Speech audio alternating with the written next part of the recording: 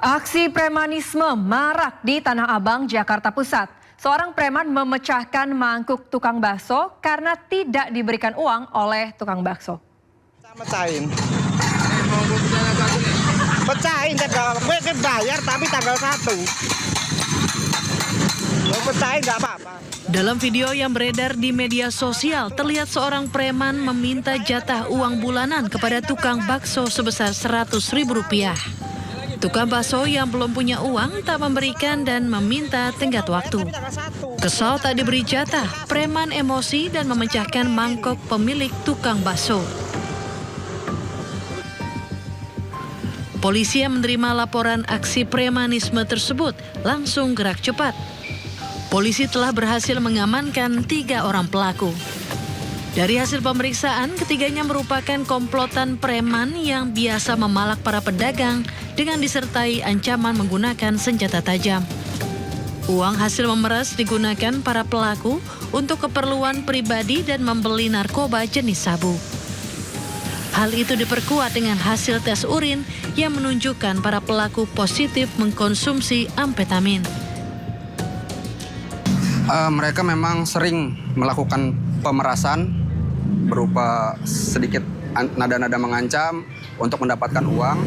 Untuk nominal yang diminta sendiri kisaran dari 300.000 hingga 400.000. Nah itu mereka biasa pengakuannya digunakan untuk apa? Mereka digunakan untuk kepentingan pribadi, ada juga untuk membeli barang-barang terlarang karena pada saat kita cek urin ternyata 3 orang tersebut dinyatakan positif metafetamin.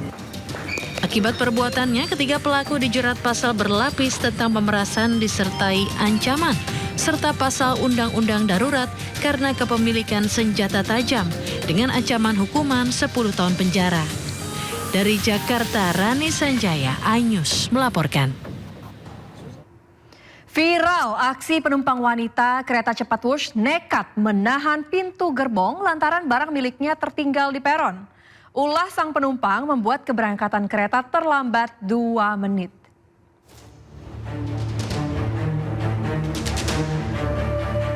Inilah rekaman kamera pengawas stasiun kereta cepat Padalarang saat seorang penumpang wanita berusaha mengganjal pintu otomatis di gerbong kereta cepat Wush yang sudah mau tertutup.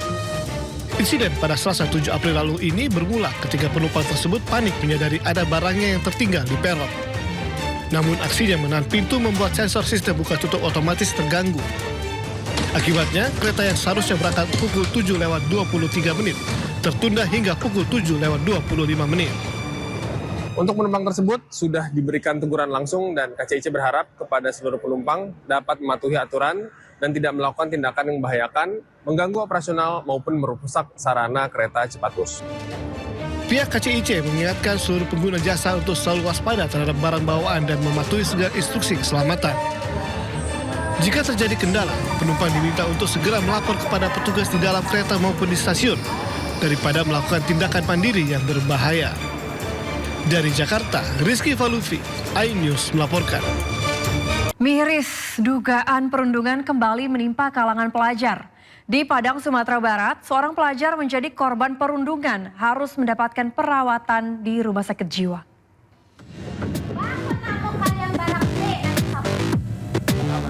Video pertemuan antara pihak keluarga korban, sejumlah terduga pelaku perundungan yang ditengahi guru hingga kepala sekolah viral di media sosial. Orang tua korban dipertemukan dengan 4 siswa terduga pelaku perundungan anaknya yang duduk di kelas 12 SMA. Orang tua mengetahui sang anak jadi korban perundungan setelah menyadari perilaku anak yang tidak wajar hingga takut bertemu orang lain. Bukti kuat juga ditemukan di dalam ponsel korban. Namun laporan orang tua ke sekolah tidak ditanggapi. Setelah saya membaca chat ini semua, Pak, dan saya rasakan apa yang dirasakan anak saya, apa yang dibilang anak saya, apa dengan ketakutannya, memang betul anak saya memang tidak ada yang membelanya, Pak. Tidak ada yang membela, satu pun tak ada yang membela. Malahan yang lain dia berikan kata-kata atau penjelasan. Jadi kalau di sini, Pak, menurut saya wajarlah anak saya seperti itu, Pak. nggak ada yang membantunya, nggak ada yang mendengarkan kata-katanya, Pak. Sementara pihak sekolah membantah telah terjadi pembulian. Pihaknya menyebut yang terjadi adalah candaan sehari-hari. Bingungnya gini, jadi kita melihat semua guru ini melihat mereka tuh emang saling bercanda gitu Pak. Cuma mungkin di Bimanya anaknya perasa, yang anak yang lain riang gitu. Jadi kalau mungkin bercandanya itu bagi anak yang biasa ini dianggap ya wes lah gitu kan. Tapi bagi Bima ini dia merasa kayak gitu, apapun yang dikatakan oleh temannya seperti itu. Tidak terima dengan alasan pihak sekolah, kini keluarga akan menempuh jalur hukum untuk mendapatkan keadilan bagi anaknya yang hingga hari ini masih dirawat di rumah sakit jiwa. Dari Padang, Sumatera Barat, Budi Sunandar, iNews melaporkan. Pemirsa, ingatkan anak Anda untuk tidak tergoda iming-iming es krim dan makanan dari orang yang tidak dikenal. Di Cirebon, Jawa Barat, bocah perempuan diculik dan disekap selama 2 hari. Pelaku juga melakukan kekerasan seksual kepada korban. Ini ya, dengerin dulu ya. Ini kan? Iya, saya tahu. Ini siapa? Iya. Ya, dengerin dulu ya. Polisi meringkus pelaku penculikan dan pemerkosaan terhadap bocah perempuan berusia 9 tahun di Cirebon, Jawa Barat. Saat hendak diringkus, Awe sempat berupaya menyangkal dan berdebat sengit dengan polisi. Polisi bahkan menunjukkan rekaman CCTV saat pelaku membonceng korban. Hingga akhirnya pelaku pun mengaku dan digelandang ke kantor polisi. Pelaku mengiming-imingi korbannya dengan membelikan makanan dan es krim. Kemudian pelaku menculik dan menyekap korban di rumah pelaku selama 2 hari. Tak hanya itu, korban juga diperkosa. Akibat perbuatan bejat pelaku, korban terluka di bagian organ intimnya dan trauma berat.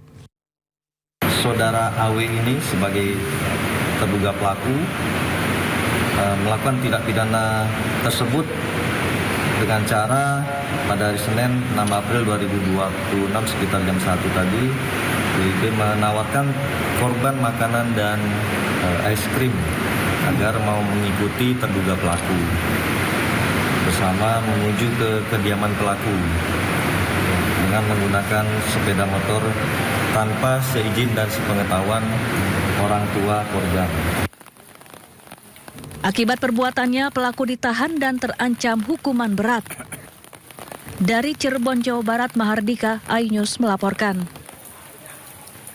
Pemirsa, kita beralih ke kasus narkoba. Ratusan warga melampiaskan kemarahan di rumah pengedar narkoba di Kabupaten Rokan Hilir, Riau. 5 sepeda motor dibakar. Warga emosi karena maraknya peredaran narkoba di wilayah mereka.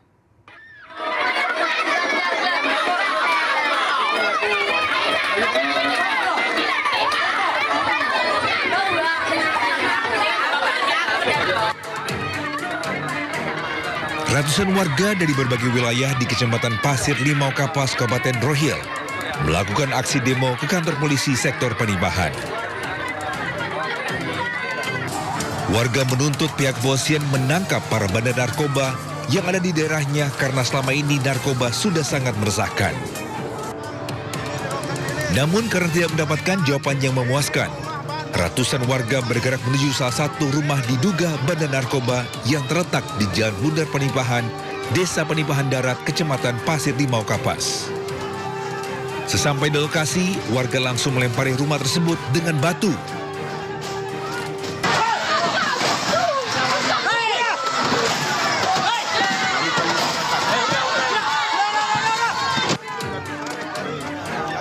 Mengetahui penghuni bersembunyi di dalam rumah, warga yang sudah terlanjur emosi merusak pagar dan pintu rumah tersebut. Melihat 5 sepeda motor tengah terparkir di teras, massa menarik ke pinggir jalan dan membakar. Tidak sampai di situ, warga juga mengeluarkan isi rumah, mulai dari kursi, meja, dan lainnya. Semua barang tersebut ikut dibakar warga. Anggota Polsek Panibahan telah mencoba menahan warga agar tidak terjadi perbuatan anarkis. Namun karena kalah jumlah, aksi pembakaran tersebut tidak dapat dihindari. Ini sebagai contoh untuk negara ini. Betul. Pak Kapolri harus mengambil tindakan terhadap pelaku. Betul. Dan Pak Kapolri harus menindak semua oknum-oknum yang ada di daerah ini. Demo ini sudah yang kedua kali. Menurut warga, aksi kali ini puncak kekecewaan mereka kepada penegak hukum. Dari Kabupaten Rokan Hilir Riau, Diki Kurniawan, iNews melaporkan. Polisi menangkap 14 pengedar obat keras secara ilegal berkedok toko kosmetik. Lebih dari 14.000 butir obat keras berbagai merek menjadi barang bukti.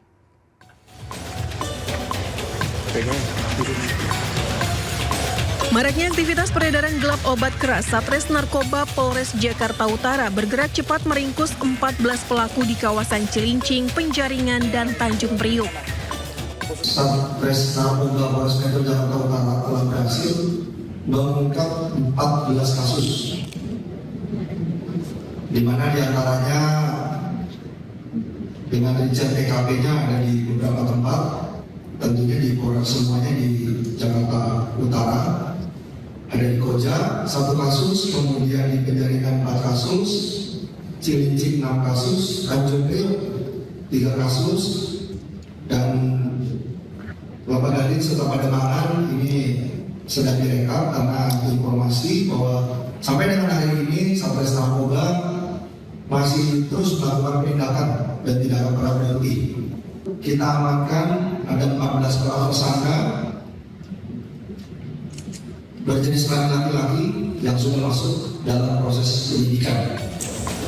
Dalam operasi ini, petugas menyita 14.360 butir obat keras, diantaranya 4.693 butir tramadol, 4.226 butir Eximer, 1.385 butir Tri-X, kapsul kuning, dan tablet silver 2.996 butir, serta Dextro dan Rexlona sebanyak 700 butir.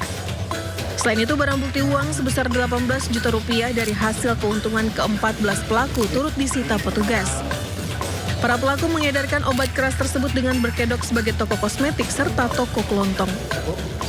Ini ada beberapa unsur kami memang dilaksanakan oleh penjual obat yang mana kebanyakan menyamar sebagai toko kelontong maupun toko kosmetik. Jadi ketika ada laporan dari masyarakat, kami datangi, kami lakukan pemeriksaan dan penggeledahan, dan bahwa di situ ditemukan terdapat banyak obat-obat berbahaya.